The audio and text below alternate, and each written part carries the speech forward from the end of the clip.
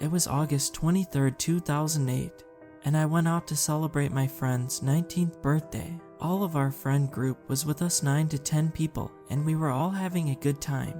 It was getting late at around 1 a.m., and that's when we all decided to go home and enjoy our night. I was going back to Mitchell's house for the night. Mitchell lives on the outskirts of the main town in a farmhouse with 250 acres of land surrounding it.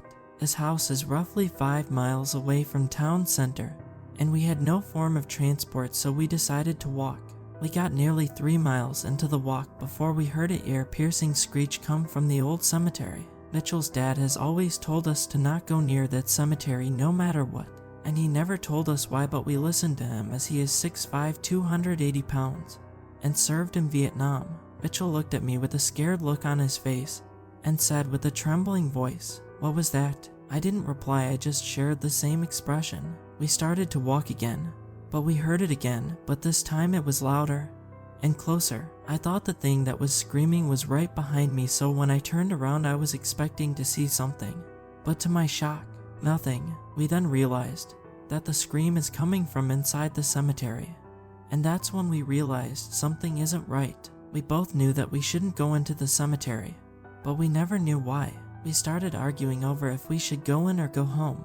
I convinced him to come into the cemetery with me to check it out. We opened the gate, and as I took the first step into the cemetery, the air went cold and my breath was snatched, and that's when I realized I can't turn back now. We carried on walking further and further into the cemetery, trying to find what is making the ear-piercing screech we heard moments ago.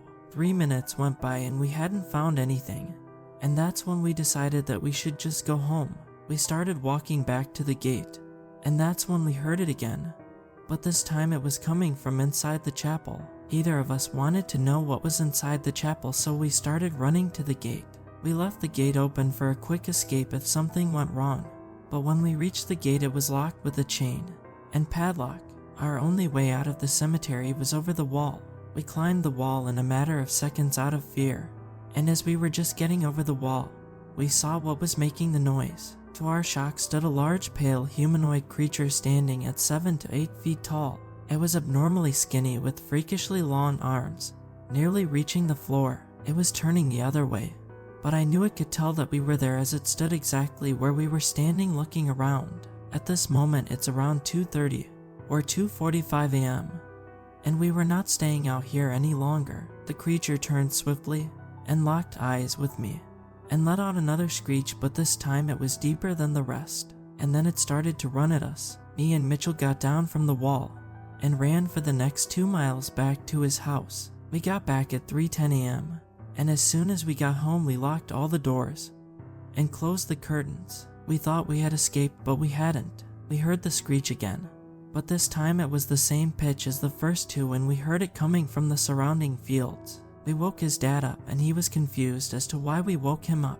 We told him everything, and he looked at us with anger and fear in his eyes and simply said, "What have you done?" I replied with a shaky voice, "What do you mean?" He looks me in my eyes and with a cold face says, "It follows you." His dad has a scar going from the top of his leg to the bottom, and he always told us it was a football injury and they had to cut his leg open to fix it. Keep that in mind. We started to panic.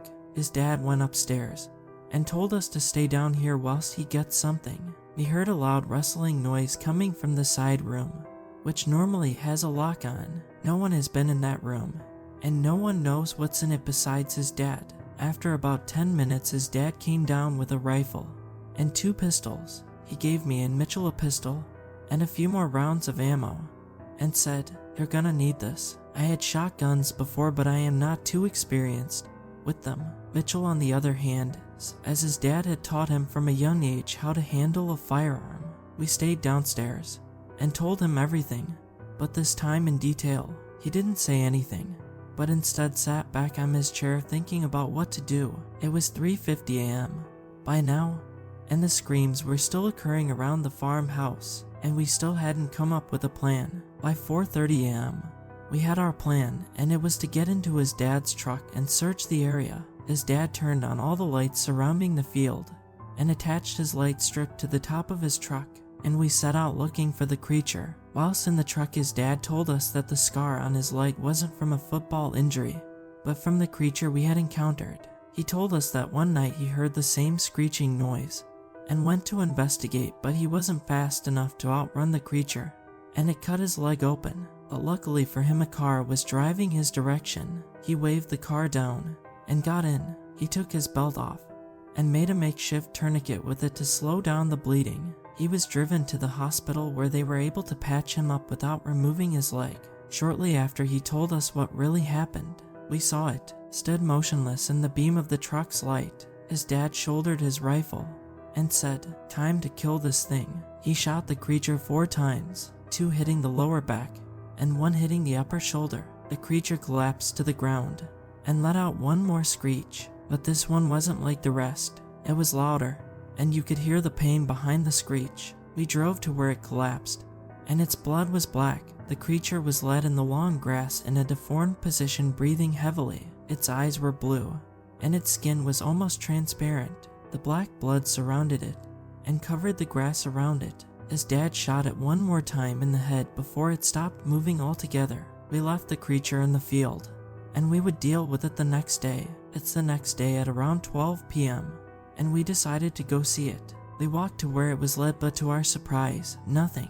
The creature had vanished and hadn't left a trace. The black blood was no longer there, but the grass was flattened from where it was led. We knew it couldn't have moved as the grass around it was untouched apart from where we came through. We searched the property for at least 2 hours before we gave up. His dad drove me home that same day and told me not to tell a single soul about what I had encountered. I kept hearing the screeches every so often, and every time I heard them I wouldn't sleep that night. I would stay up at night holding the pistol he gave me. This was 15 years ago, and I still have trouble dealing with it. I'm now 34 and have a wife and 2 kids. Mitchell is 34 as well and has a child with his fiance.